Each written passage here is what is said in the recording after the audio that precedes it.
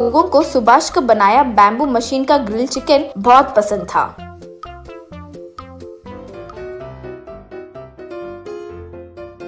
एक कस्टमर सुभाष से, सुभाष जी, ये नदी के किनारे ये ग्रिल चिकन खाने का मजा, वाह, अलग ही मजा है जी। ऊपर से ये बैम्बू मशीन का आइडिया बहुत अच्छा है जी, वाह। रोज रोज उस ढाबा पर ज्यादा लोग आने लगे। एक बार सुभाष के पास उसे मुर्गी सरफरा करने वाला मुर्गियों का व्यापार आकर, क्यों भाई सुभाष, दिन ब दिन आपका व्यापार बढ़ता ही जा रहा है। तुम्हें देखकर मेरा भी मन करता है कि ढाबा शुरू कर लो भाई, तुम सपोर्ट करोगे? श्रीमान, आप मुर्गियों का व्यापार कीजिए, वही आपके लिए सही है। यहाँ बहुत सारा काम होगा, वो सब मेहनत करना पड़ता है। वो मेहनत मैं कर लूंगा भाई, तुम बस वो बैम्बू मशीन बना कर दे दो, बस बाकी का मैं चला लूंगा।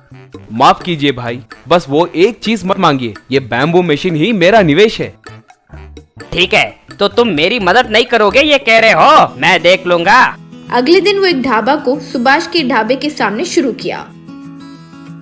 वो देखकर सुभाष की पत्नी, ओ जी, अचानक ये मुर्गियों का व्यापारी ऐसे ढाबा को कैसे शुरू कर लिया? वैसे वो रसोइया है कौन? यूं दोनों देख रहे थे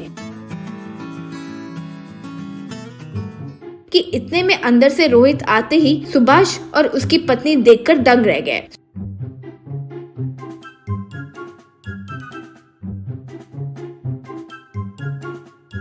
सुभाष तब रोहित के पास आकर, ये क्या रे, एक बार तो बता सकते थे ना, अगर तुम्हें ढाबा शुरू ही करना था तो हमसे कह सकते थे ना, हम ही कोई प्लान बना कर देते ना। इसमें आश्चर्य में आने वाली क्या बात है? ये मुर्गियों का व्यापारी मेरे पास आकर अच्छा पेमेंट दूंगा कहा, मैं चले गया, बस सिंपल। ठीक है रे, तुम जहाँ भी हो खुश रहो, कहकर चले गया। उस दिन से धीरे धीरे सुभाष के पास आए लोगों की संख्या कम होकर सब मुर्गियों के व्यापारी के ढाबा पर जाने लगे।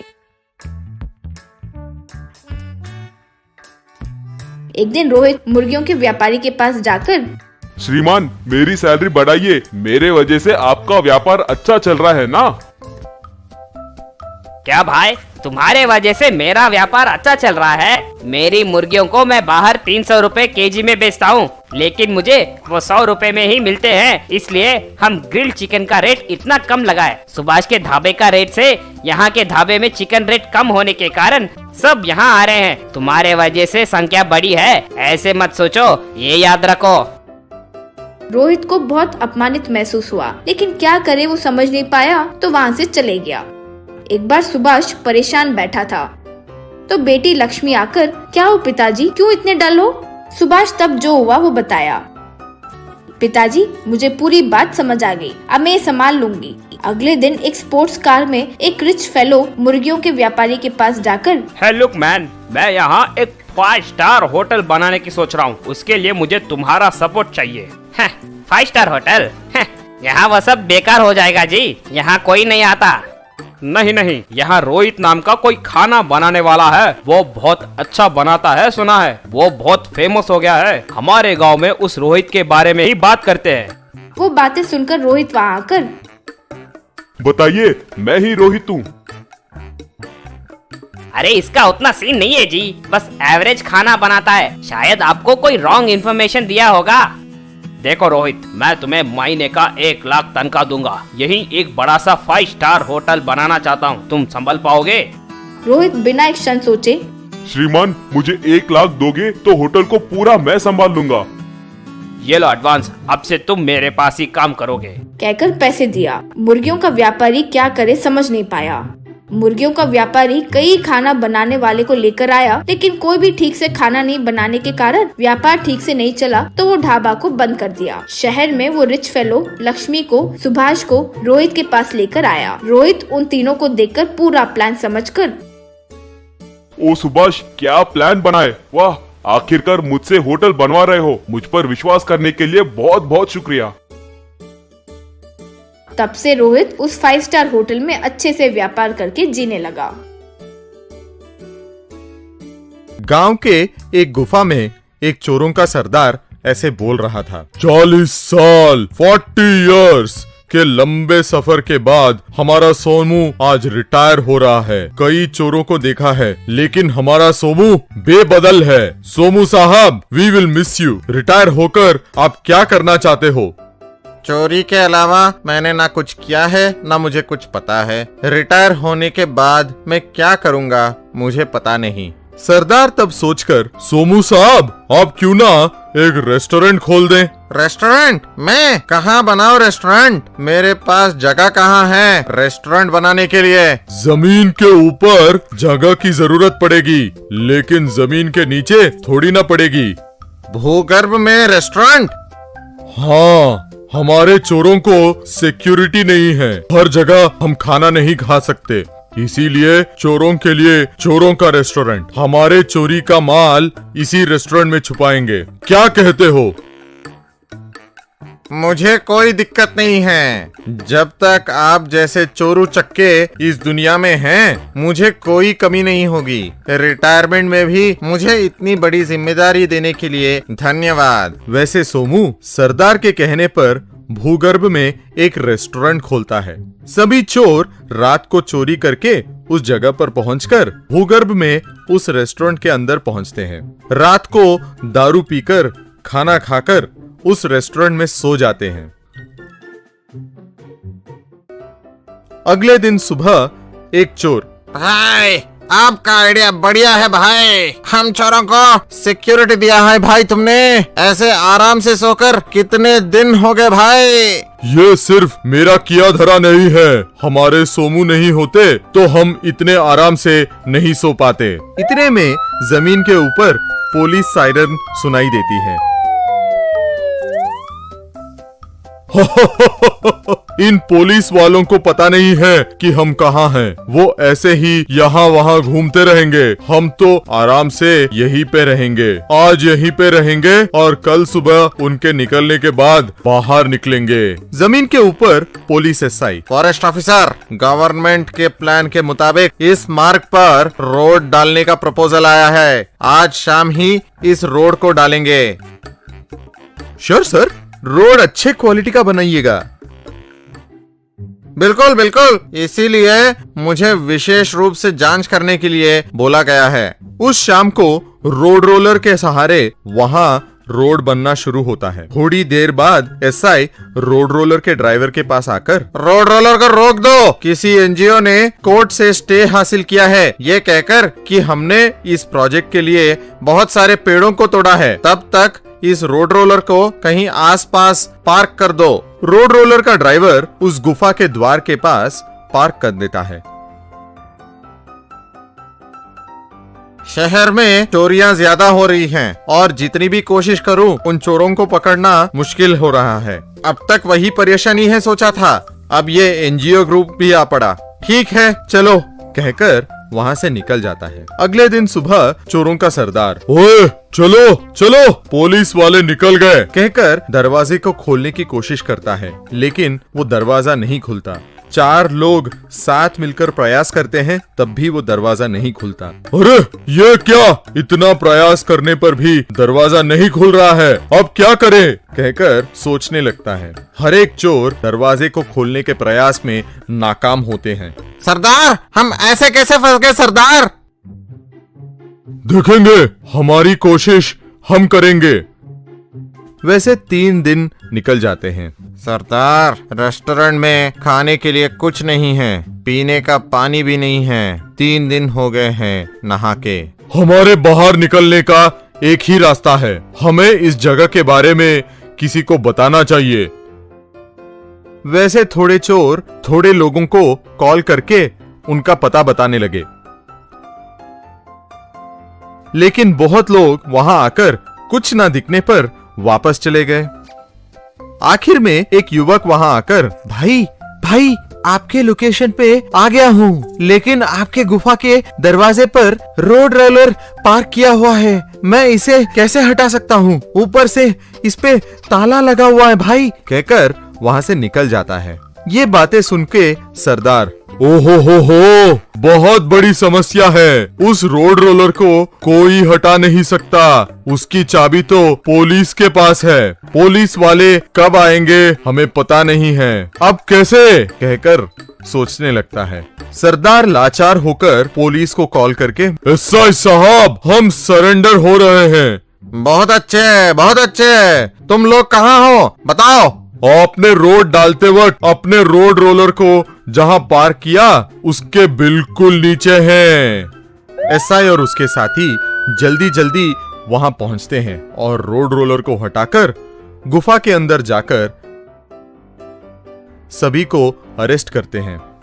एक गांव में अनंत नाम का एक बिरयानी बेचने वाला आदमी रहता था। अनंत का बिरयानी उस गांव में बहुत मशहूर था। अनंत के बच्चे नहीं रहने के कारण वो अनाथ आश्रम से एक बच्चे को लाकर पालने लगा। उस बच्चे का नाम चंदन रखा और उस बच्चे को अच्छे से पढ़ाकर बड़ा किया। चंदन अपनी पढ़ाई पूरी करके कोई व्यापार करने का सोचकर पिता के पास आकर, पिताजी, मेरी पढ़ाई पूरी हो गई है। मैं डिस्टिंक्शन में पास हुआ हूँ। अमेरिका या कनाडा जाकर कोई व्यापार करने की सोच रहा हूँ। मेरे ज्यादातर दोस्त भी अमेरिका को जाने की सोच रहे हैं पिताजी।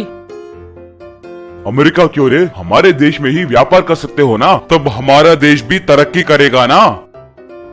यहाँ सौलते कहाँ है पिताजी? हम जाकर किसी को हमारे पास व्यापार करने का एक अच्छा आइडिया है कहकर बोले तो ये लोग हंसने लगे हैं पिताजी। इसीलिए अच्छे से अच्छे बुद्धिमान लोग अमेरिका में ही सेटल हो जा रहे हैं। ऐसे नहीं बेटा, मैं जो काम बोल रहा हूँ वो करने के बाद तुम जरूर अमेरिका जाओ, मगर उससे पहले तुम यहाँ पर एक व्यापार शुरू करो। अगर तुम यहाँ सफल हुए समझो तो तुम दुनिया में कहीं पर भी सफल हो सकते हो। चंदन तब अच्छे से सोचकर, यहाँ कौन सा व्यापार शुरू करूँ पिताजी?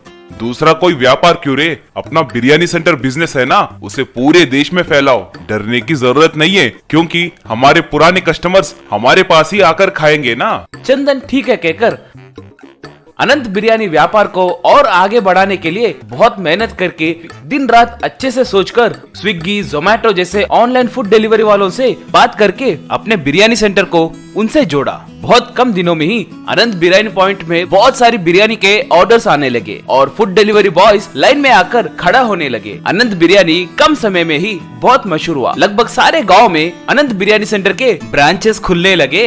एक बार अनंत चंदन से, चंदन, तूने तो चमत्कार कर दिया है रे, बहुत कम दिनों में ही हमारे बिरयानी को पूरे प्रदेश में मशहूर कर दिए हो, कहकर उसकी प्रशंसा करने लगा। एक बार चंदन अपनी प्रेमिका हेमा के पास आकर, हेमा, हमारे प्यार के बारे में अपने पिताजी से बात की। मैंने उन्हें बताया डियर, तुम the great Anant biryani centre के मालिक के बेटे हो कहकर उनसे कहा। वो 5 मिनट में आएंगे बोले थे। वो देखो मेरे पिताजी बातों में ही आ गए। हेलो अंकल, मेरा नाम चंदन है। Hello Chandan, nice meeting you, कहकर हाथ मिलाया। अंकल, आपको पता ही है ना, यू कुछ कहने वाला था। या मेरी बेटी ने मुझे सब कुछ बताया है, मगर मुझे एक शक है। कल के दिन अनंत बिरयानी का वारिस तुम ही होगे, इसका गारंटी क्या है? आप क्या बात कर रहे हैं अंकल? मैं उनका बेटा हूँ। ओ कम ऑन, सेंटिमेंट के बातें छोड़ो और बिजनेसमैन की तरह सोचो। अगर लीगली देखा जाए तो तुम अनंतनाग के सगे बेटे नहीं हो। उन्होंने तुम्हें पालकर बड़ा किया है, बस वो तुम्हें अपनी पूरी जायदाद देंगे इसकी तो गारंटी नहीं है ना। उसके बातें सुनकर चंदन एकदम से सोच में पड़ गया। हाँ सच्चे अंकल। तो पहले अपने बैकग्राउंड को मजबूत बनाओ, उसके बाद ही हम शादी के बारे में बात करेंगे, कहकर वहां से चला गया। उस रात चंदन अपने पिता से, पिताजी कह रहे हैं कि अमेरिका जाने के लिए मेरे नाम पे थोड़े जायदाद होनी चाहिए, इसीलिए आप थोड़ी जायदाद मेरे नाम पे लिख सकते हो क्या? थोड़े क्या रे, सब तुम्हारे नाम पर ही लिख लो, कहकर कागजात पे अपने सारे जायदाद उसके नाम पे लिख कर दे दिया। अगले दिन चंदन योगेश को मिलकर, अंकल अब मेरा बैकग्राउंड बहुत मजबूत है, पूरी जायदाद मेरे नाम पर ही है, शादी कब है? अभी, यहाँ पर ही, राइट नाउ। क्या अभी? वो नहीं, मेरे पिताजी के बिना। ओ कम ऑन मैन, वो तुम्हारा सगा बाप तो नहीं है ना, और ऊपर से मुहूर्त का समय भी हो रहा है। कमान कमान। कहकर उन दोनों की शादी घर में ही करवा दिया। चंदन अपने पत्नी के साथ घर गया और उन्हें देखकर आनंद दंग रह गया। ये क्या रे, ऐसे अचानक से शादी की है? कम से कम एक बात तो कह देते। तुम्हें क्यों बताए, ये हमारी निजी मामला है।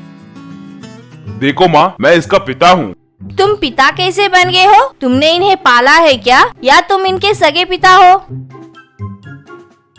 ये मेरा सगा बेटा नहीं है तो क्या हुआ माँ? इसे पाल कर पढ़ा कर इतने बड़े अनंत बिरयानी सेंटर का मालिक बनाया हूँ ना।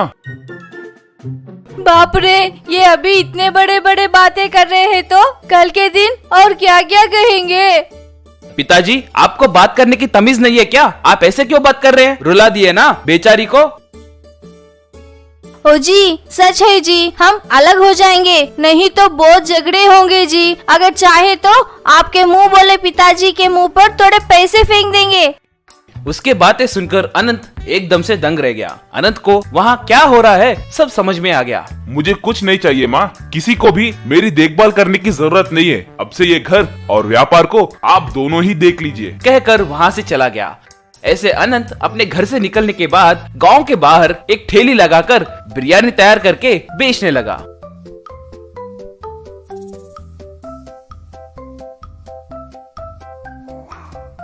व्यापार भी ठीक ठाक ही चलने लगा। आए थोड़े कस्टमर्स को अच्छे से बिरयानी बेचने लगा।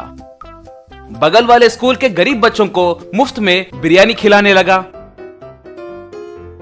थोड़े दिनों के बाद अनंत बिरयानी धीरे धीरे वहाँ पर मशहूर होने लगी। एक दिन एक बड़े कार में एक अमीर आदमी आकर, अंकल मुझे एक प्लेट बिरयानी दीजिए। अनंत उस आदमी को बिरयानी दिया। वो अमीर आदमी बिरयानी खाकर, वाह अंकल, इतने सालों के बाद भी आपके बिरयानी का स्वाद नहीं बदला है। आप मेरी एक मदद कर सकते हो क्या? मैं एक बिरयानी सेंटर खोलने की सोच रहा हूँ, उसे